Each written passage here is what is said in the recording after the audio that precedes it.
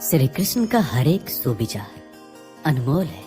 उनके कहे विचारों को अगर हम अपनी जिंदगी में उतारेंगे तो हमारे जीवन में कभी भी दुख और अशांति नहीं आएगी। हम हमेशा खुशी से जीवन जी सकेंगे। भगवान श्री कृष्ण के विचार, चाहे वह श्रीमद् भागवत गीता के अनमोल विचार हो या फिर किसी कहानी में सुने, आज के जमाने के लिए भी उतना ही अनुरूप और योग्य है।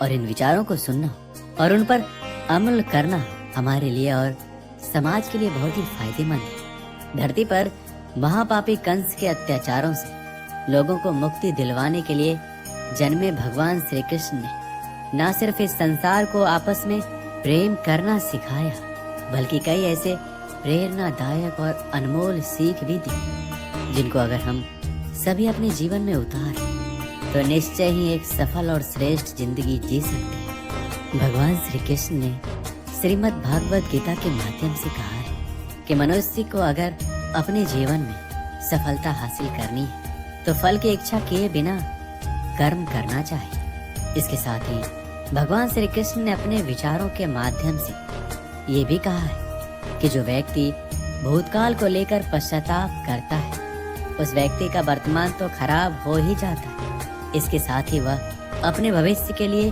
कुछ नहीं कर पाता है। धरती पर पाप का अंत करने के लिए भगवान विष्णु के 8वें अवतार में जन्मे श्री कृष्ण ने महाभारत के युद्ध में अर्जुन के द्वारा पूरे जगत को ज्ञान दिया। भगवान श्री कृष्ण ने अपने सर्वश्रेष्ठ सुविचारों के माध्यम से मनुष्य को बताया कि अपने अशांत मन को व्यक्ति अभ्यास के माध्यम से किस तरह अपने वश में कर सकता है, क्योंकि जो व्यक्ति अपने मन को काबू में नहीं करते उनके लिए वह दुश्मन की तरह काम करता है। इसके अलावा श्री कृष्ण ने उन व्यक्तियों को भी अपने विचारों के माध्यम से सीख दी है जो कि संसार में मौजूद हर चीज को संदेह की नजर से देखते हैं। उनके लिए कृष्ण ने अपने विचारों में कहा है, हमेशा संदेह और शक करने वाले व्यक्ति के लिए खुशी ना तो इस लोक में है और ना कहीं और है। इसलिए मनुष्य को अपने संदेह की प्रवृत्ति छोड़ देना चाहिए। वो महाभारत का युद्ध जो दुनिया का सबसे बड़ा युद्ध माना जाता है, उस वक्त जरा सोचिए कि सबसे ताकतवर सेनाओं से आमने सामने लड़ने के लिए खड़े हर शख्स की मानसिकता क्या होगी। मारना या मरना ही एकमात्र विकल्प था, कोई अन्य विकल्प नहीं था।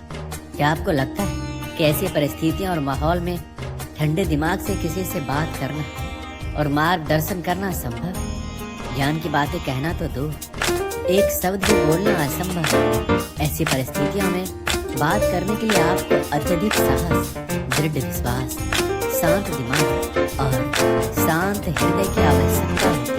तो केवल परमेश्वर सर्वोपरि ही ऐसा कर सकते हैं। यह मुख्य बात यह है कि आपको जीवन में सबसे प्रतिकूल परिस्थितियों का सामना करना पड़ेगा कि आपको विचारहीन, शब्द और क्रियाहीन बना दे। आपकी भावनाएं नियंत्रण से बाहर हो जाएं। चिंता और भय आपके जीवन में शीर्ष पर होंगे। ऐसी स्थिति में आप क्या करें? सबसे पहली और महत्वपूर्ण बात यह है कि अपनी भावनाओं को नियंत्रित करने का प्रयास कीजिए और प्रार्थना कीजिए। साहस जुटाइए और अपने आप से मांगे अपने गुरु, शिक्षक या मित्र से बात करें जिस पर आपको पूरा अर्जुन ने भगवान किसी संकट में मदद मांगने में कभी शर्म या डर नहीं। आपको पता है कि किससे मदद मांगनी है। कृष्ण हमें एक ऐसी बुराई जिसकी वजह से डरना, किसी गलत मुंह में फंसा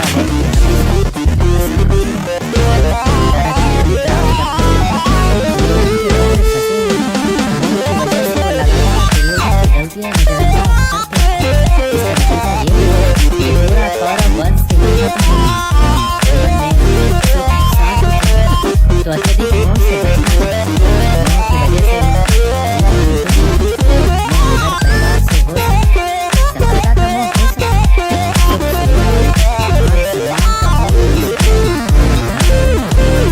वजह से परिवार से हो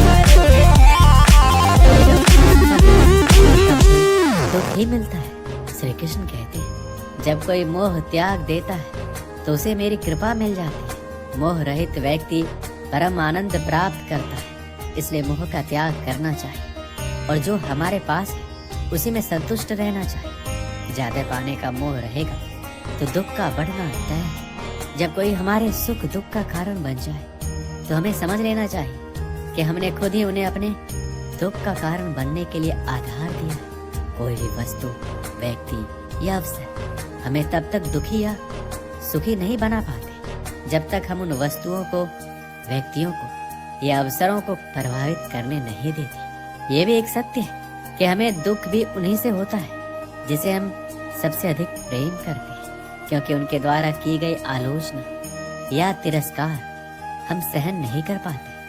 कभी कभी जरूरत से ज्यादा अपेक्षाएं रखना कहीं ना कहीं हमारे दुखों का कारण बन जाती है। हम दूसरों को देखकर भी दुखी हो उठते हैं। उसके पास इतना कुछ है, हमारे पास क्यों नहीं? इन सब बातों के कारण हम अपने आप को दुखी कर बैठते हैं। जो कुछ हमारे पास है उससे हम संतुष्ट नहीं होते। हम बिना पंख के ही उड़ना चाहते हैं। हमारे दुखों का मूल कारण अज्ञानता, आसक्ति, अभाव है। जो व्यक्ति इन 3 कारणों पर विजय पा लेता है वह कभी दुखी नहीं होता। भगवान ने जो कुछ दिया है उसी को भगवान का प्रसाद मानकर अगर वो संतुष्ट रहता है तो दुनिया का कोई भी शक्ति उस व्यक्ति को दुखी नहीं कर सकता। हमारे विचार ही तो हमें सुखी और दुखी बनाते हैं। दुखी व्यक्ति हमेशा तनावग्रस्त रहता है। दुखी व्यक्ति न जाने कितनी बीमारियों का शिकार हो जाता है। जिस व्यक्ति के विचार हमेशा उसके अनुकूल है वह कभी दुखी नहीं होता है, लेकिन प्रतिकूल विचारों वाला व्यक्ति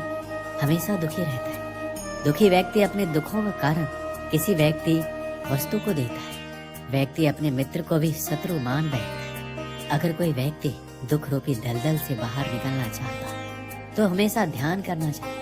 कभी न बुरा देखे, न बुरा सोचे, न बुरा बोले तो वह ही दुख रूपी सागर से बाहर निकल सकता है। कई बार हमारा अधिक बोलना भी हमारे दुखों का कारण बन जाता है। हम बिना सोचे समझे किसी को कुछ भी कह देते हैं जिससे कि हमें बाद में पछताना पड़ता है और हम दुखी हो उठते हैं। इसलिए अगर हम सुखी रहना चाहते हैं तो हम अच्छा सोचें, अपने विचारों पर नियंत्रण रखें, कभी गुस्सा ना करें, तभी आप एक सुखी जीवन जी सकते हैं। श्री कृष्ण कहते हैं कि हर इंसान को अपने जीवन में हमेशा सत्य ही बोलना चाहिए, क्योंकि सच कभी न कभी एक न एक दिन व्यक्ति के सामने आ ही जाता है। इसलिए हर इंसान को सच का सहारा लेकर हर काम करना चाहिए।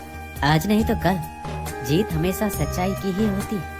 सत्य बोलने से मनुष्य के जीवन में परेशानियां और कलेश दूर होने लगते हैं और इससे भगवान भी प्रसन्न होते हैं। जिस इंसान में झूठ बोलने की और बात बात पर छल कपट करने की आदत, वह अपना जीवन खुद ही दुखों से भर लेता है। जो मनुष्य हमेशा ही सच का साथ देता है उसका जीवन सुख से भरा होता है। ऐसे मनुष्य के जीवन में परेशानियां और कलेश के लिए कोई जगह नहीं होती। और जो व्यक्ति किसी पर गुस्सा नहीं करता वह किस्मत वाला, क्योंकि क्रोध एक जाल है जिसमें फंसने के बाद मनुष्य को अपने पराए, अच्छे बुरे किसी का ख्याल नहीं रहता। इसलिए जो व्यक्ति हमेशा सत्य बोलता है उसे बात बात पर गुस्सा नहीं आता और अपने गुस्से पर भी नियंत्रण कर लेता है। एक बार की बात है, एक व्यक्ति अपने गुरु के पास आया और बोला, गुरुदेव, दुख से छूटने का कोई उपाय बताइए। शिष्य ने थोड़े शब्दों में बहुत ही बड़ा प्रश्न किया था। दुखों की दुनिया में जीना, लेकिन उसी से मुक्ति का उपाय भी ढूंढना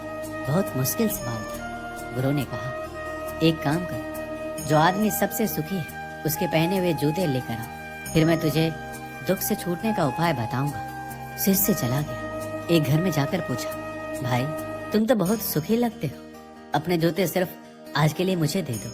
उसने कहा, कमाल करते हो भाई, मेरा पड़ोसी इतना बदमाश है कि क्या कहूँ। ऐसी स्थिति में मैं सुखी कैसे रह सकता हूँ? मैं तो बहुत दुखी इंसान हूँ। वह दूसरे घर गया। दूसरा बोला, अब क्या कहूँ भाई, सुख की बात ही मत करो।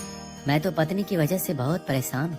ऐसी जिंदगी बिताने से अच्छा है कि कहीं जाकर साधु बन जाओ। सुखी आदमी देखना चाहते हो तो किसी और के घर पर जाओ। वह तीसरे के घर गया, चौथे के घर गया। किसी के पत्नी के पास गया तो वह पति को क्रूर बताती, पति के पास गया तो वह पत्नी को दोषी ठहराता, पिता के पास गया तो पुत्र को बदमाश कहता, पुत्र के पास गया तो पिता की वजह से खुद को दुखी बताता। सैकड़ों हजारों घरों के चक्कर लगाए, सुखी आदमी के जूते मिलना तो दूर, खुद के ही जूते घिस गए। शाम को वह गुरु के पास गया और बोला, मैं तो घूमते घूमते परेशान हो गया, ना तो कोई सुखी मिला और ना ही सुखी आदमी के जूते।